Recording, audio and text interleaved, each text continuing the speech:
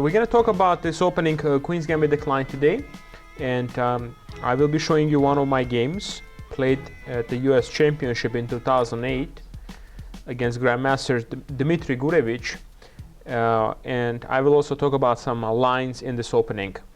So I played d4, d5, so I played knight f6,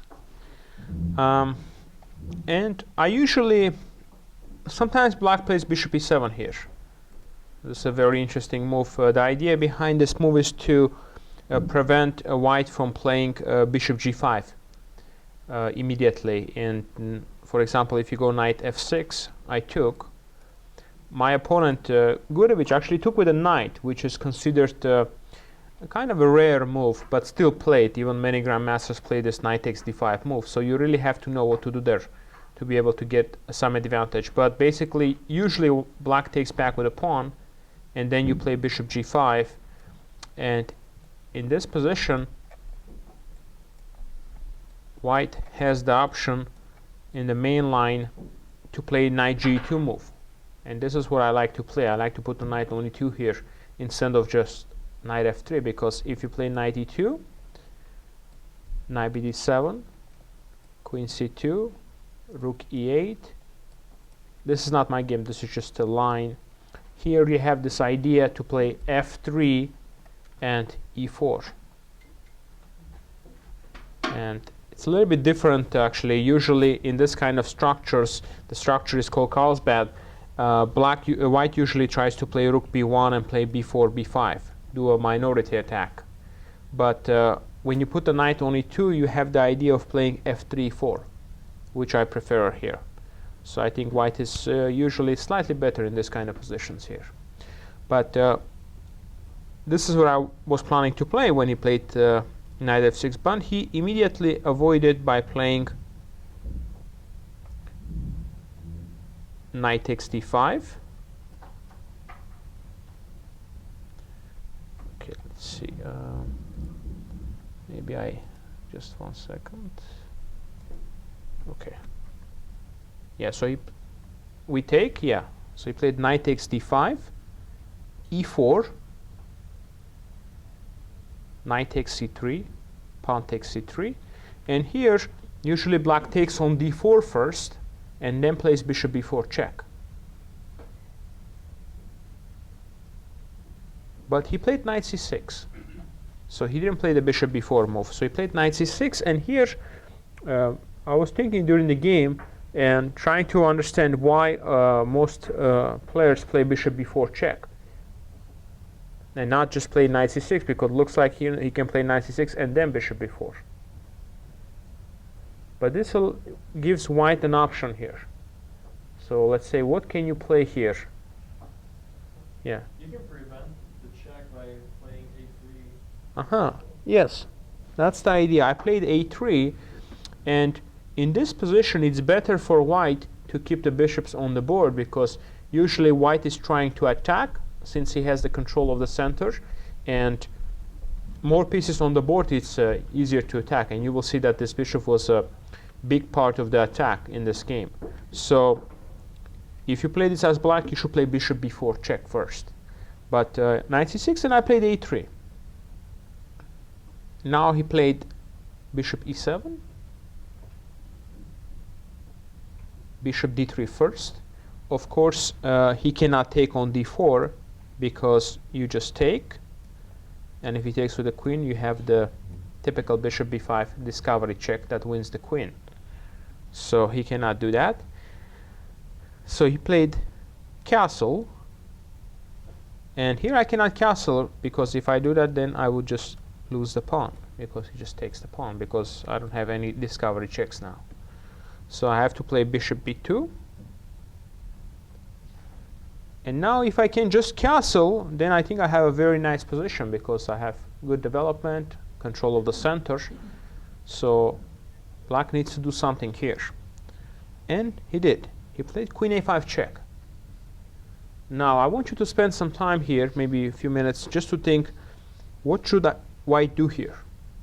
I have a few options here. My king is under check. I can go queen d2, exchange the queens. I can go knight d2, or perhaps I can move my king. So what do you think is the best continuation here for white? Because, I'm trying to fight for advantage here.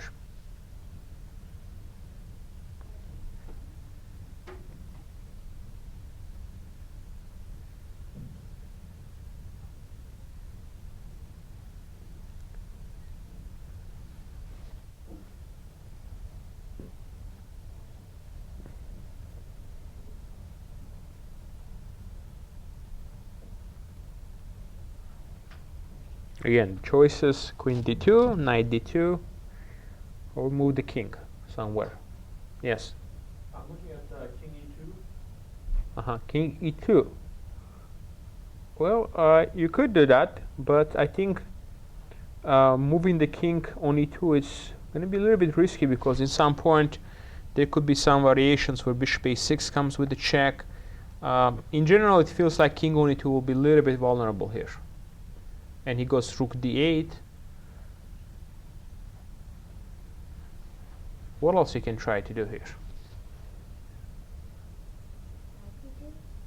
Knight d2. You could play knight d2, but it seems like now the piece is going back, and then you lose time. So you lose some tempos by knight d2. So it's not really ideal to play knight d2 in this position, because you have the knight on a nice position. So if you could play knight d2, but I didn't like it too much. So now we have two more options, right? So I need to choose between these two moves. Play queen d2, try to go to an endgame where you might have a slight advantage, or go king f1. So what would you do here? King f1. King f1. Yeah, I think king f1 it's a more fun move to play. Queen d2, I could play, but I'm not even sure if that endgame white really has anything, because queen d2, he will probably capture. If I take with the king, just b6, bishop b7. Black doesn't have any weaknesses, so I think overall maybe it's just about equal. So rook d8, bishop b6, bishop b7. So that's why it was kind of a not a very difficult decision for me to play the king f1 move, which I did. But of course, now the game is going to be very sharp, because I lost my turn to castle, and he's going to try to do some ideas. So from here on, he's going to be trying to create some positional threats, and you have to find the proper moves to stop these threats. Like in this position, he plays b6. What's the idea behind this move? What is it trying to do? Yes? Bishop a6. Absolutely. He's trying to play bishop a6, exchanging the bishop. And if you can manage to exchange this bishop and quickly put his rook on c8 and d8, it's going to be extremely difficult to organize an attack. Because, black is very solid here. He has no weaknesses on the king side. So without my light square bishop, my attacking chances are going to be very, very little. So that's why I don't want to allow bishop a6. How can we prevent that? Absolutely. Queen e2. First we prevent the move bishop a6. Now he plays bishop b7. Okay, so I played king f1, put the queen on e2, but again, he just wants to go rook ac8, rook fd8. And how do I attack here? What do you think?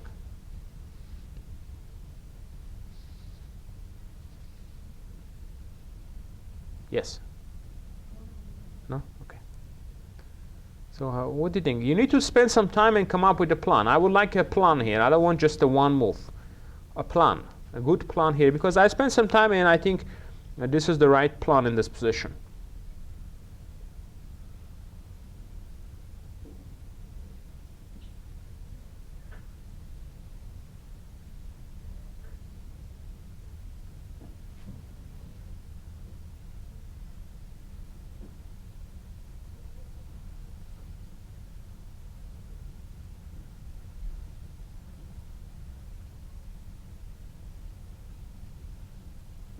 Plan?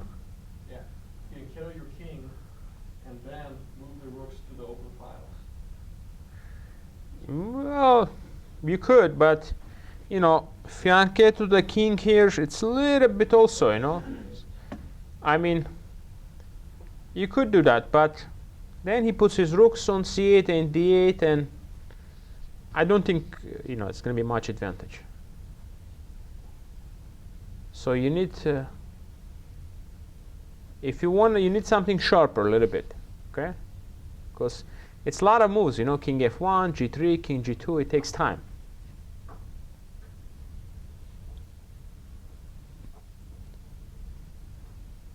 Any other ideas or a plan for white here?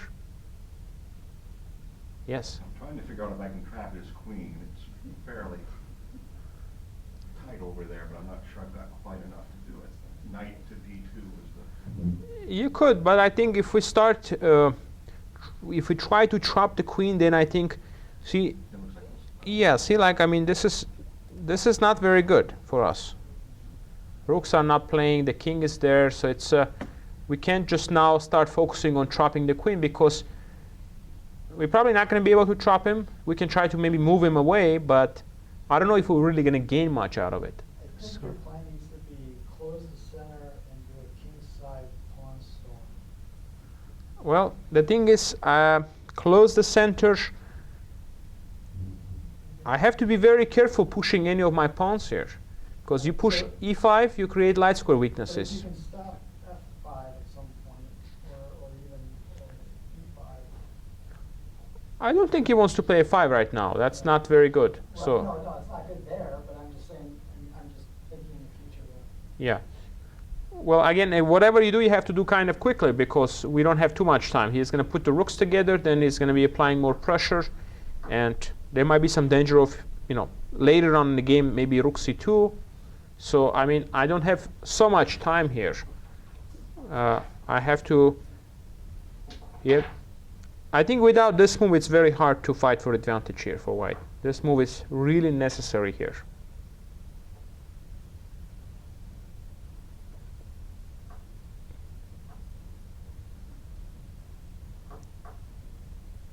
See, if you look at the position of the black king, he doesn't have that many pieces around it. So he has his bishop on e7, but he doesn't have that many pieces. So if I can try to bring one more piece into the attack and try to open up my bishops with the potential jump of the knight and queen, then I can have lots of pieces. I could have possibly 5 pieces attacking here. So, and he only has one defender.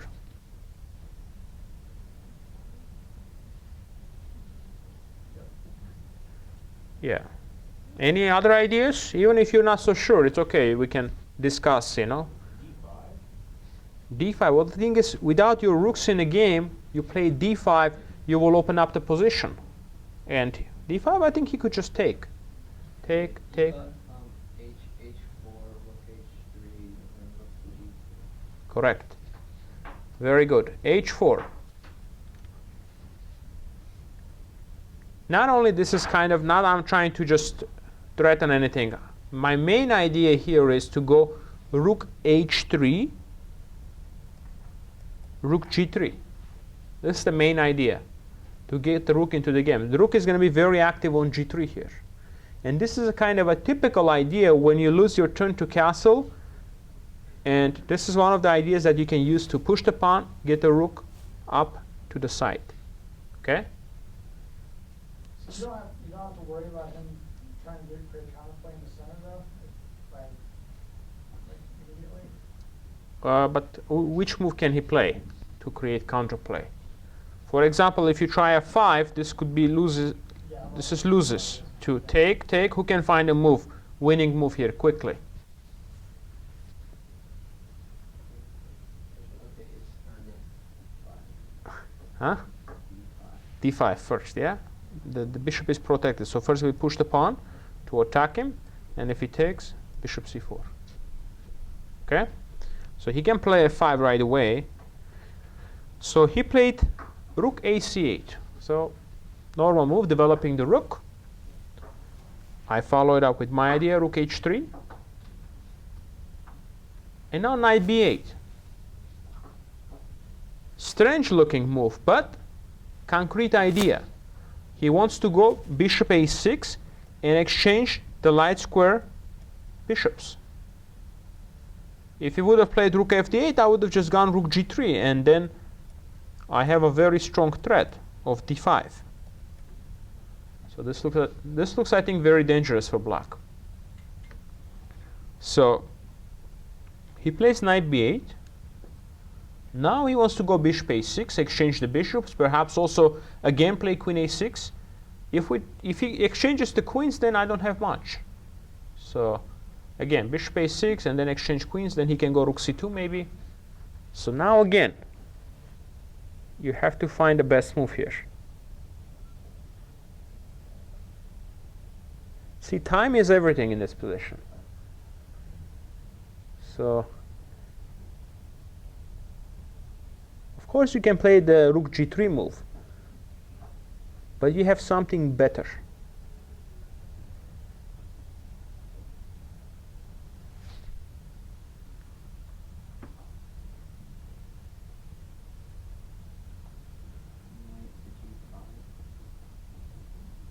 Now, E5.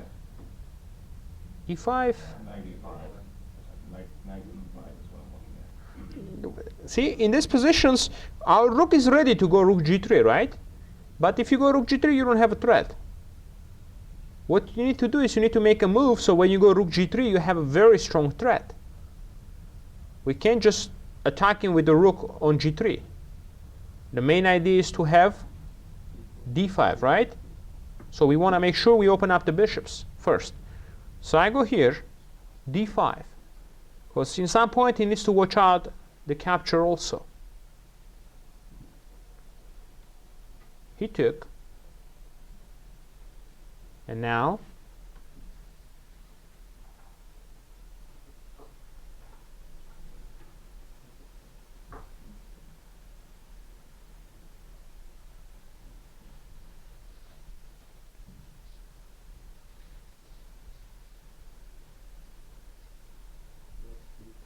rook g3, now threatening on g7, and now he played f6.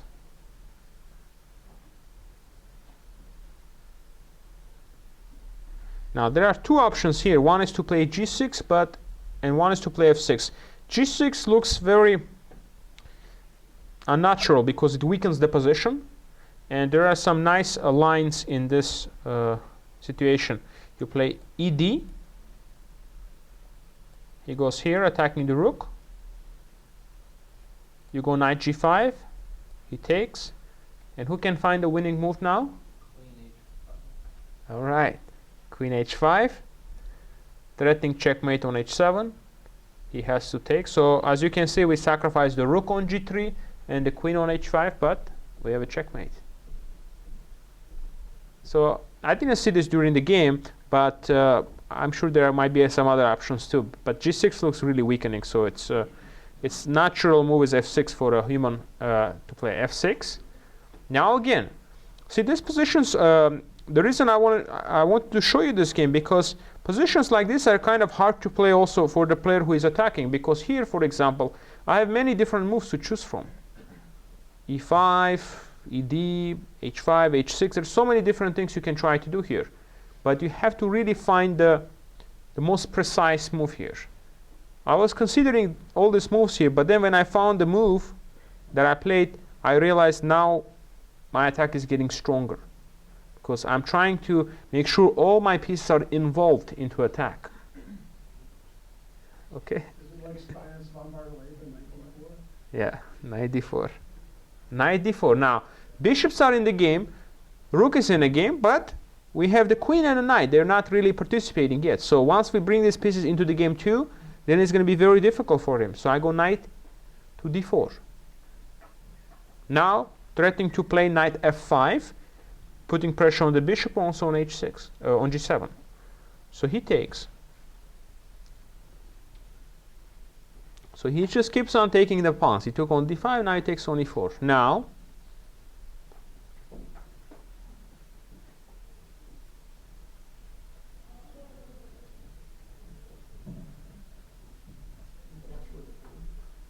oh, he can't capture that. The bishop is there.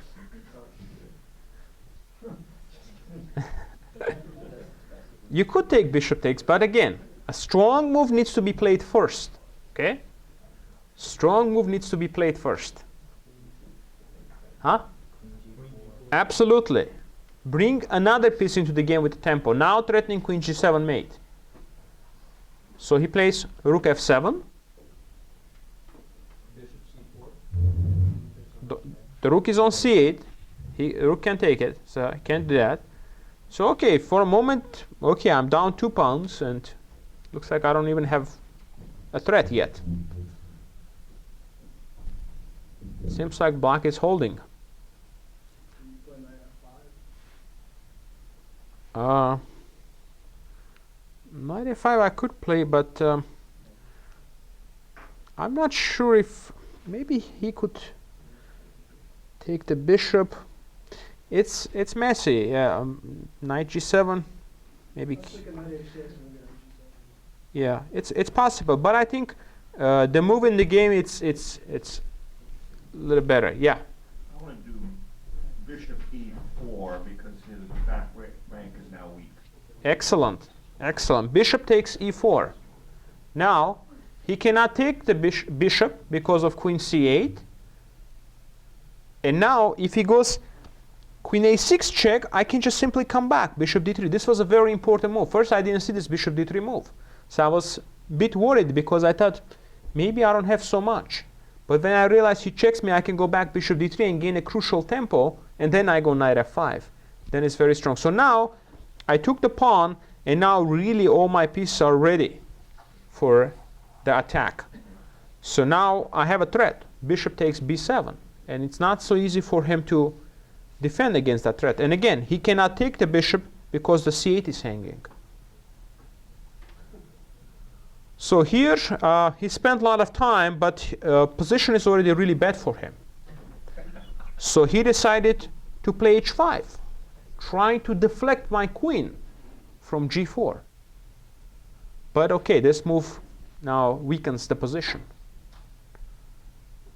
So what do you do now after h5? Yes, queen a6. Oh, yeah, I think they have the move wrong actually. I played here. Anyway, so I played queen e6, but they have, for some reason, they put queen f5 in the database. So I played queen e6, and he is forced to take. I think you can play and push insert. Yeah. Not new variation insert. So now he has to take on e4 because I have this bishop g6 threat, and so many threats now he can't do anything. So he took. What's the counterplay there to queen g6? Because that looks to me like Queen g6 he will take. just Queen g6 he takes. He takes. That's why. same result. So he took because he couldn't see anything else. So he took. I took on c8. Now b8 is also hanging. He cannot play rook f8 because I go queen e6 check back.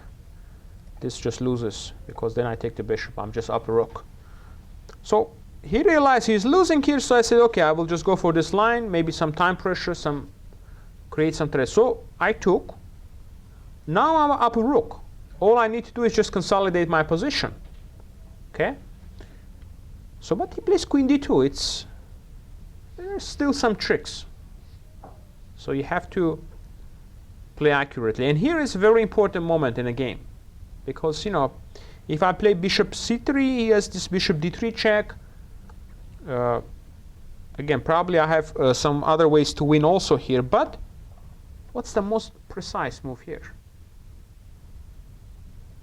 Took me some time to find this move. But once I found this move, I realized I'm just winning. And really no counterplay.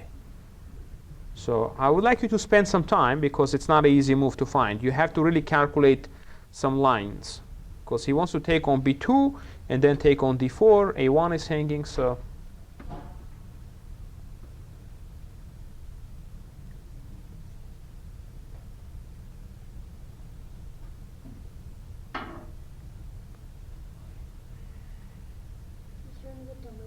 white to play. He's threatening to take my bishop.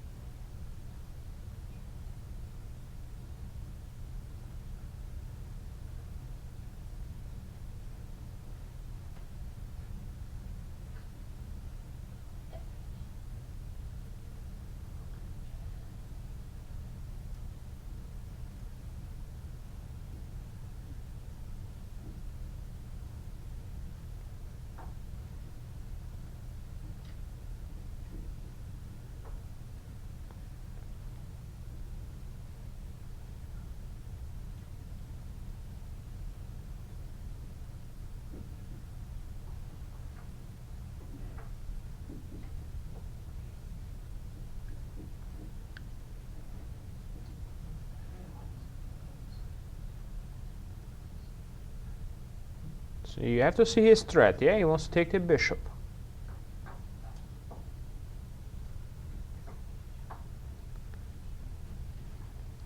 Bishop c3 is a good move also, but he has the check, so I'm probably going to win exchange in that line. Can you play rook e1? Rook e1.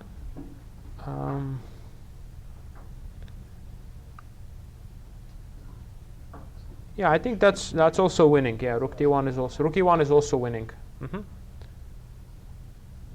I think he has to play bishop d3. Then I will get a position with the extra piece. Yes, should be winning.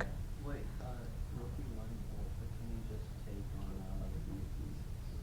on Rook takes e4. and then queen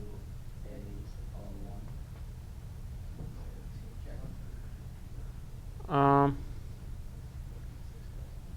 Okay, maybe something like that he can do. Yeah, queen a1 check. Okay, I could probably even just go back rook e1, queen takes d4, queen takes. I cannot go queen takes a7 because of bishop c5.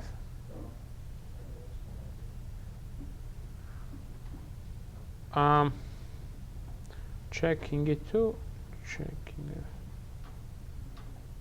Yeah, so maybe he. Yeah, rook e1, queen b2 takes queen a1 check, and king e2 still queen b2. I think, yeah, maybe something like this here, so it's not so clear. Probably still winning for white somewhere there, but the move in the game is really strong. Play rook b3 and then queen g3? Now?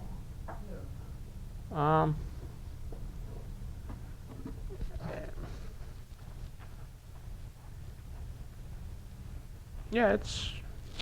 Yeah, it's possible. Yeah, I mean, I'm up a rook, so there are many ways to try to win. But I like you to find a move in the game because I think it's the strongest, and really doesn't. It really ends the game. I think game ended like in just a few more moves here. But you really have to calculate what's going to happen if you make this move. I saw what you did, but I forgot. I remember watching. Yeah, you were there. Yeah.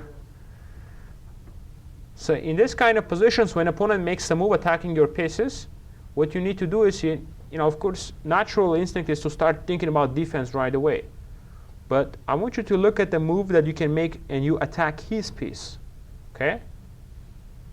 So what can you do to actually, forget that he's attacking your bishop. You make a move to attack one of his pieces. Queen e8 now. Now we attack the rook. He cannot go back because we can take on e7. Very strong move. He played bishop d5. So, but now if he takes, this is the line you needed to calculate. It's not very long. It's just a couple of moves. Take. Now threatening mate. So it's funny. In this position, it looks like king is exposed. Two bishops, queen. It should be something very bad, for white here. But actually, he doesn't have anything here. Because the knight on d4 is doing a really good job actually guarding very important squares. And he doesn't have time to take because of the mate. So he can give one more check. And I simply come up.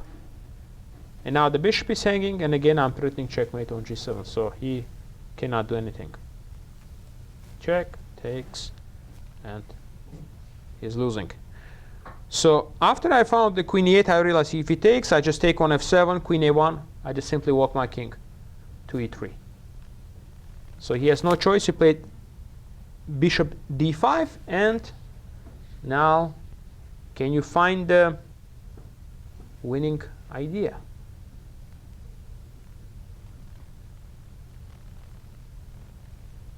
Again, there must be a few ways to win here, at least. I know what you did now. Now I remember. Yeah, it was a nice. It was nice finish.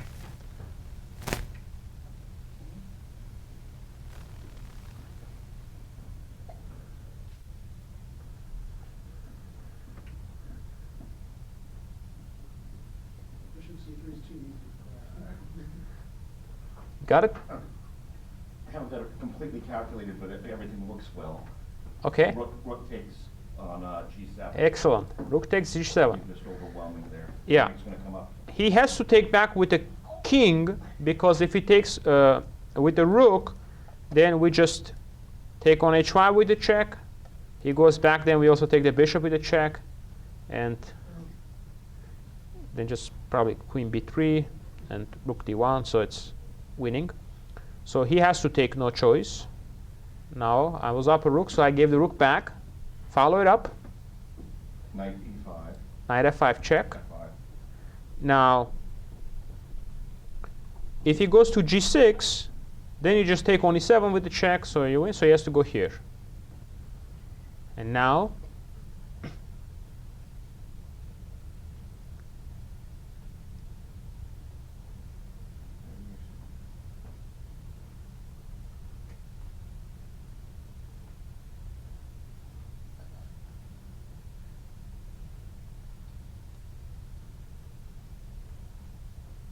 you don't need to do anything really complicated here. So you just take the bishop, and you're threatening checkmate in 2. So if he takes on e7, I just go queen e7 check. So he really cannot do anything. So now his last chance, he played bishop takes g2 check. Last attempt here. But again, you still have to be accurate. And I made the move instantly because I calculated this bishop g2 move. So what do you do? King g1. You don't want to take this. If you take, it's going to, you might be able to actually make a draw. So it's rook g7 check and some threats. So you play king g1, and he immediately resigned because now I have queen f7 threat, queen g8, queen g6. So he cannot do anything. Okay? So it was, he played like a rare line in the opening, but he didn't play the bishop before move, which allowed me to play a3. Okay, now let's do a couple of endgame positions. Okay. Let's take a look at this opposite colors endgame. What do you know about the opposite color bishops? Usually a draw. Very draw. Very drawish. That's one. Very drawish. Sometimes even two extra pawns not guarantee you the win. Like for example, same color bishops, 2 extra pawns, it's almost always a win. But there are many positions with the opposite color. It's a draw. Like for example, this position. Do you think white can win this, or with the proper play, black can make a draw here? Draw. Any of you knew this? I went to accept a draw. Any of you know how to hold this position? What you need to do to make a draw? No? Okay, that's good. This is a. You can get this position. This, in your games you can reach this position. So it's important to know how to defend this position. This is a draw, okay? But you have to know what to do to make a draw, okay? If you just sit and wait in this position, you will lose. Like for example, strategy like this, if you don't do anything, eventually you're going to lose. he's going to advance and move the king back, push the pawn to e5, king goes back, and then it's probably already losing. Okay? So what you need to do in this position is he's going to try to advance his pawns. He's going to try to play g5, f4, e4 adventure. So you need to put this pawn on g5 here first. So let's say king f3, you put the pawn on g5. Very important to put the pawn on g5 here. Now, in order to win, white is going to try to create two connected pass pawns. Right now he has one pass pawn, and he can create the two connected pass pawns. Okay, so he's going to have to play king e4, for example. Now you don't want to allow him to come here, so you go king f6. And now he plays f4.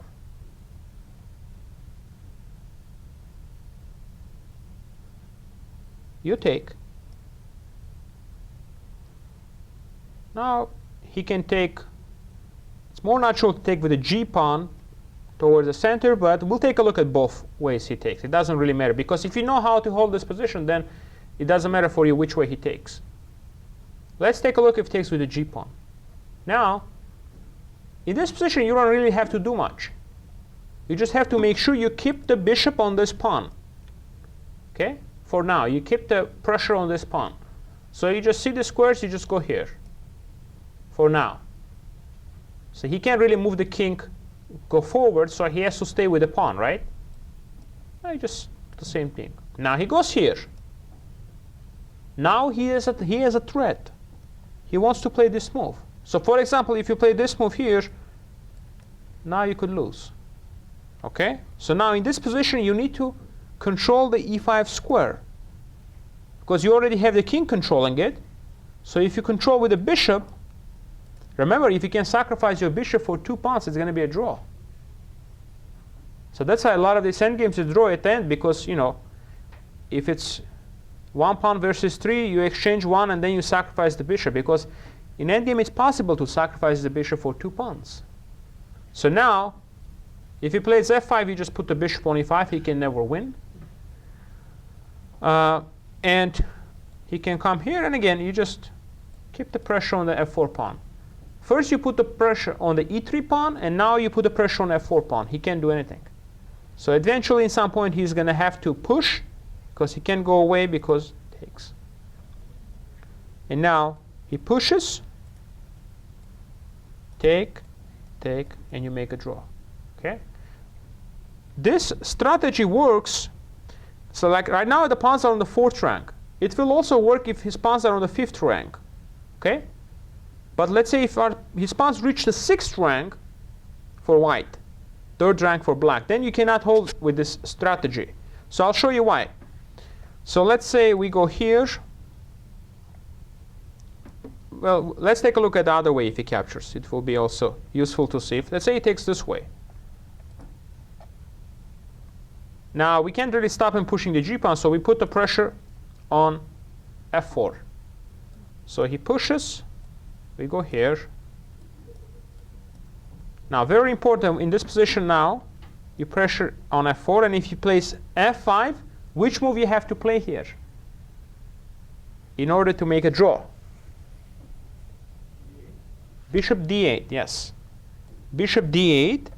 Now you're putting pressure on g5. Now you're threatening to take, and of course g6, you just blockade bishop f6.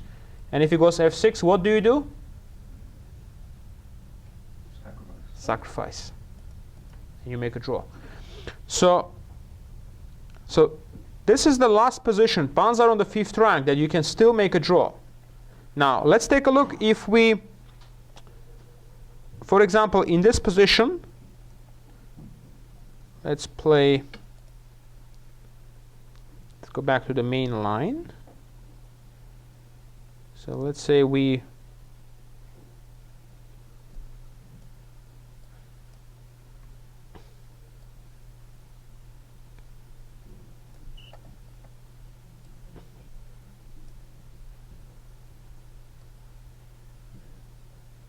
actually okay.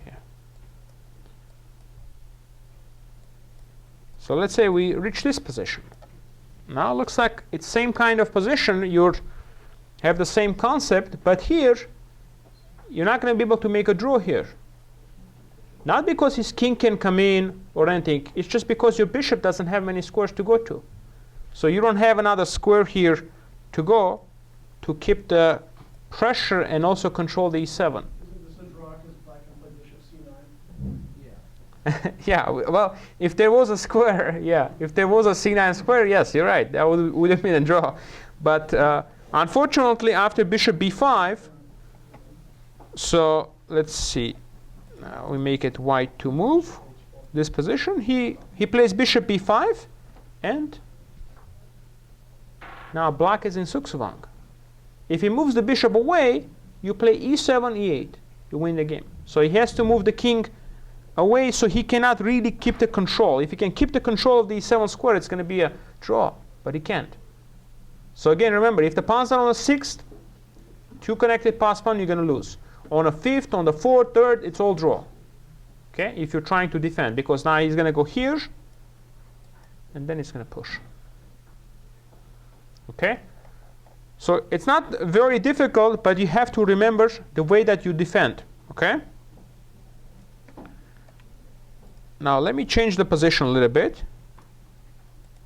A little bit different pawn structure, but idea is pretty much the same. So you're playing with the black pieces here. So you know, in order to win, you just have to advance your pawns. Okay, that's what you have to try to do. Now you're playing with black. Which move you have to play here? Because if you don't play this move, you could lose this game. You could lose. But this move will make it easier for you to make a draw. Which move is necessary? Huh? F bishop is already on f5.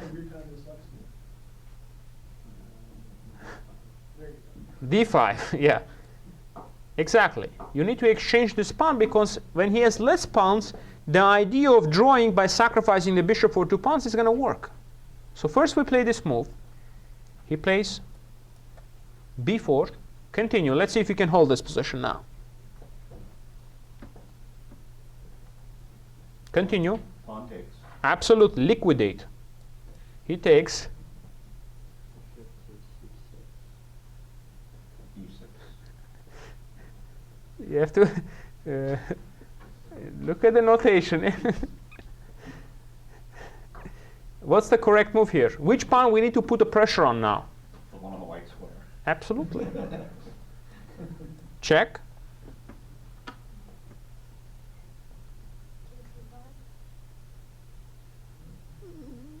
You could go, but better. You don't need to go to c5.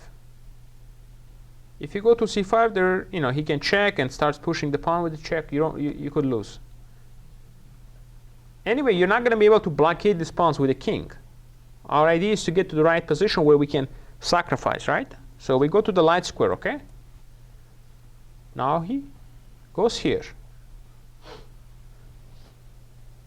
Now let's see, what do you do here?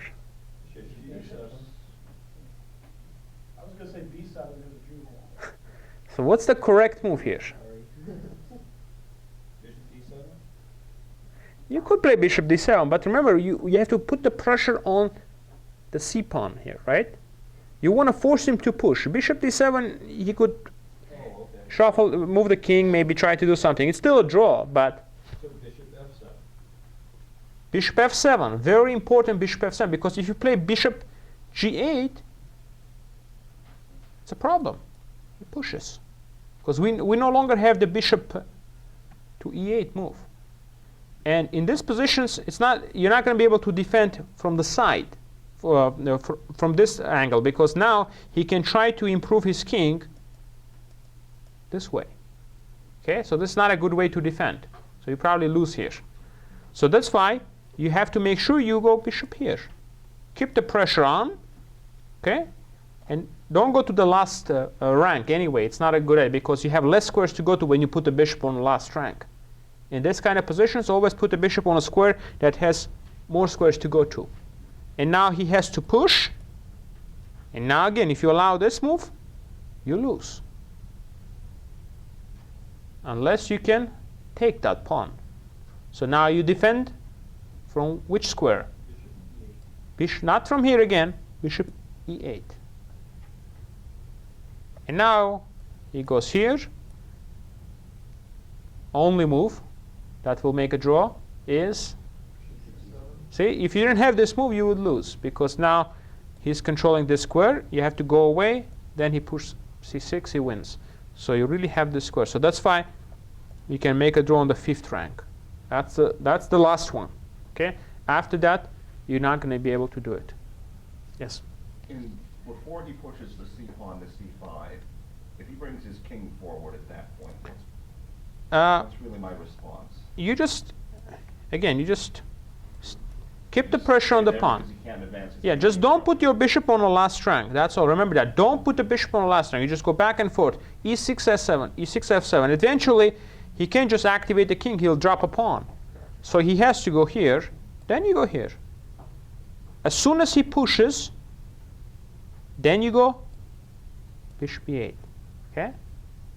You have to defend, but also attack the pawn. You can't just defend the pawn. You have to make sure your bishop is also attacking the pawn. It's active defense, because you want to threaten something. b6, again, you put the bishop on c6. Can't do anything. So he's going to try to do something. You just go here. He goes here, you go here. And c6 takes. Very important to know this endgame, because you can get this position. And if you don't know that, for example, on the 5th rank it's still a draw, on the 6th it's lost, then you wouldn't know the way to defend. So I hope you understand now how to defend positions like this when you're down 2 pawns. Remember, you exchange 1 pawn first, and then you defend against the pawns, but you have to make sure the bishop is active, attacking the pawns. Okay? So again, connected pass pawns are very important. Okay? But without it, it's like, for example, position like this. It's going to be more winning chances if the pawn, let's say, is on e file or on f file. Further away is from the other pawn, it's more winning chances. Okay? And for example, in this position, if let's say he has 2 pawns, so here, let's say, okay, how can you make a draw here? What would be the easiest way for you to make a draw here? What do you need to do here? I would offer you a draw. I probably take it, yeah. That's why I was using it. Yeah. But do you know what you need to do here to make a draw? No, what's the plan? The plan, Okay, yeah. You want to guard one of the pawns with the king and the other one with the bishop. But it's very important which one, yeah? You want the pawn on the a file to be guarded with your king, Pawn on a file be guarded. Why? because that pawn is going to promote in a white square, Okay. and around. but I was thinking, if your king gets pushed back on the h file, you get checked with the black bishop. And Well, it's actually So your yeah. king can get in front of the pawn, and the bishop can just keep moving back and forth. Well, The question is, if you sacrifice your bishop for one of the pawns, which one do you want to sacrifice? Yeah. The A pawn or the H pawn?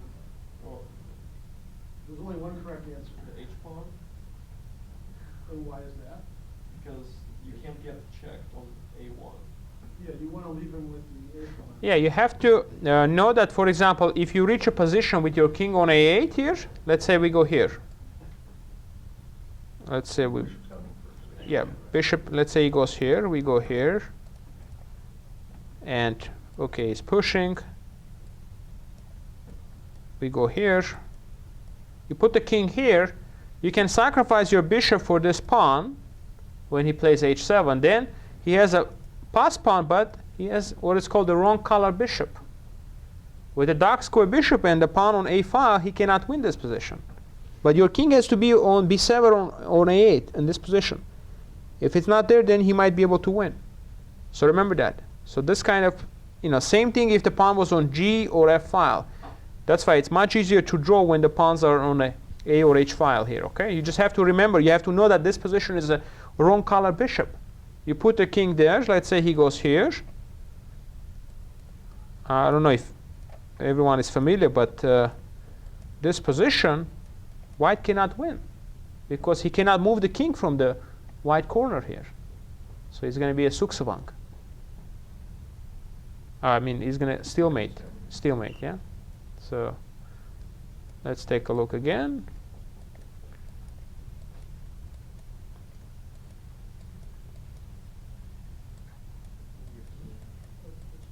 No, it's going to be a stalemate, so it goes here.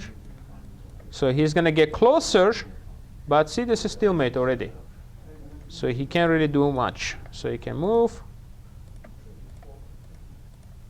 check, and you go to the corner, and he cannot win. Ginger used to make a proposition that he could queen his pawn. That he bet you. And then he'd queen it. He'd take it, but he'd queen it. Uh-huh. Yeah, I heard about that, yeah. Those bets 'cause he could queen his pawn. Yeah, yeah. So I like it. Okay, good. So some opposite color Queen's Gambit decline game against Gurevich, and also some opposite color Bishop, which is very important to know.